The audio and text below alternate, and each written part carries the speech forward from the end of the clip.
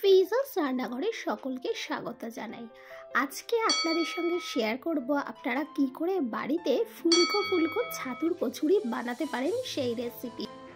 তো চলুন কথা না বাড়িয়ে দেরি না করে রেসিপি শুরু করা যাক। এখানে প্রথমে কচুরির ময়দাটা মেখে রাখছি। এখানে আমি 3 কাপ ময়দা নিলাম আর দিয়ে দিচ্ছি এখানে সামান্য পরিমাণে চিনি। এবার দিয়ে দিচ্ছি স্বাদ মতো লবণ, দিয়ে দিলাম কালো জিরে। আপনারা চাইলে কালো জিরে নাও দিতে পারেন, এখানে আমি কালো জিরে ইউজ করলাম। আর দিয়ে দিচ্ছি সাদা তেল।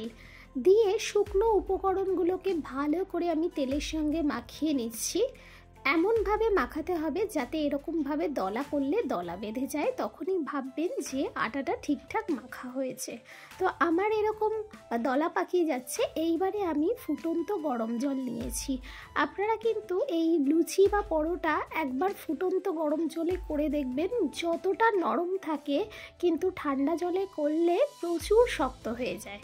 তো এখানে আমি গরম জল দিয়ে অল্প অল্প করে জল দিয়ে আস্তে আস্তে করে একটা ডো তৈরি করে নেব। আপনারা তো অনেক ধরনের কচুরি খেয়ে থাকবেন, কিন্তু একবার এই বাড়িতে ছাতুর কচুরি বানিয়ে দেখবেন যে আপনাদের কেমন লাগলো। আমার তো খুবই পছন্দের এই ছাতুর কচুরি। তো আমি এখানে আধা ঘন্টার জন্য রেস্টে রেখে দিলাম। ততক্ষণে ছাতুর যে পুরটা করব সেটা রেডি করে নিচ্ছি। এখানে 2 কাপ পরিমাণ আমি ছাতু নিয়েছি। দিয়ে দিলাম জিরে গুঁড়ো 1 টিস্পুন, দিয়ে দিলাম ধনে গুঁড়ো, চিলি ফ্লেক্স দিয়ে দিলাম 1 টিস্পুন। এবারে দিয়ে দিচ্ছি স্বাদ মতো লবণ, আর দিয়ে দিচ্ছি কিছুটা সরিষার তেল। আপনারা চাইলে এখানে সরিষার তেলের জায়গায় ঘিও ব্যবহার করতে পারেন, আমি এখানে সরিষার তেল ব্যবহার করলাম। এবারে শুকনো উপকরণগুলোকে খুব ভালো করে হাত দিয়ে মাখিয়ে নিচ্ছি প্রথমে।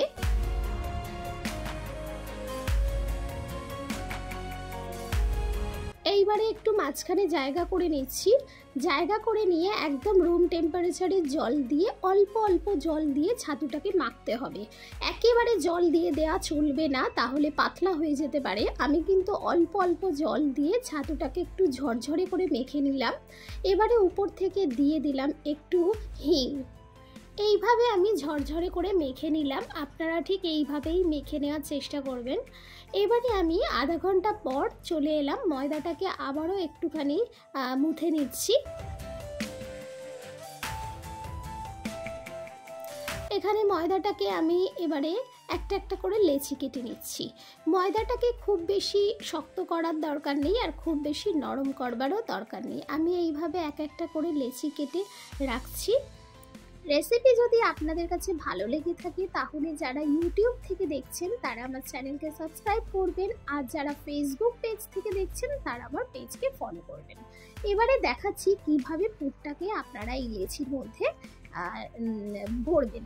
আমি সাইডগুলোকে প্রথমে বাড়িয়ে নিলাম, মাঝখানে একদম প্রেস করবেন না, ধারগুলোকে ধরে ধরে বাড়িয়ে নেবেন। আর আলতো হাতে জাস্ট একটা ডলার মতো করে নিতে হবে, মানে বেশি চাপাচাপি করবেন না, তাহলে সেটা বেলার সময় চারিদিকে স্প্রেড করবে না। একদম আলতোভাবে একটা নাড়ু করে নেবেন। আর চাইলে আপনারা নাড়ু যদি শেপ নাও দিতে চান, ওই ঝরঝরেটাকে নিয়েই এই লেচির মধ্যে ভরে দেবেন। তো আমি যেভাবে করলাম আপনারা খুব ভালো করে লক্ষ্য করবেন, খুব বেশি চাপাচাপি করা যাবে না, জাস্ট আলতো হাতে একটা গোল করে নিয়ে দিয়ে দিতে হবে, নইলে কিন্তু ভালো করে চারিদিক স্প্রেড করবে না।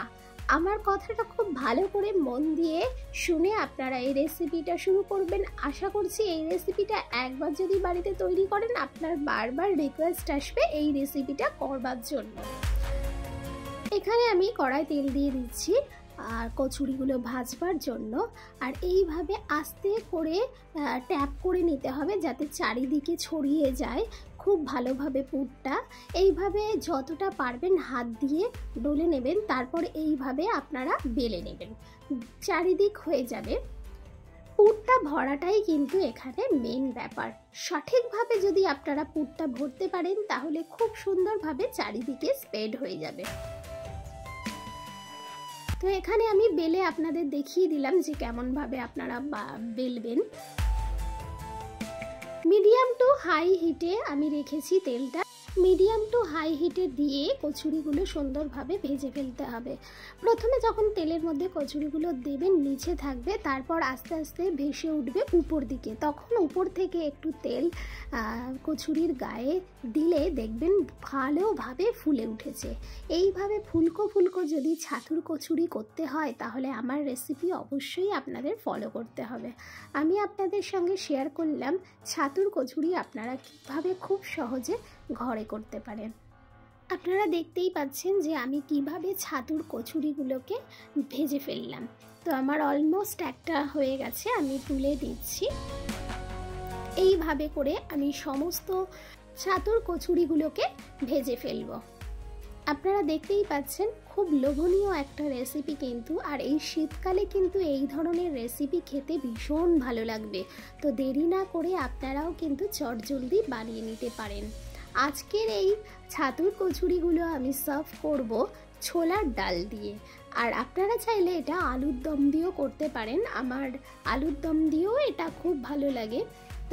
রেসিপি কেমন লাগলো সেটা কমেন্ট করে জানাতে একদম ভুলবেন না। অবশ্যই আমাকে কমেন্ট করে বলবেন যে আপনাদের এই রেসিপিটা কেমন লাগলো। তো এই যে ছোলার ডাল দিয়ে সার্ভ করে ফেললাম ছাতুর কচুরি, তো আমার তো ভীষণ পছন্দের এই ছাতুর কচুরি। আপনারা যদি চান তো একবার হলেও বাড়িতে বানিয়ে দেখতে পারেন এই ধরনের মশলাদার ছাতুর কচুরি। দেখতে যতটা লোভনীয় ততটাই কিন্তু স্বাদে ভরপুর। এখন আপনাদের একটা কচুরি কেটে দেখাচ্ছি।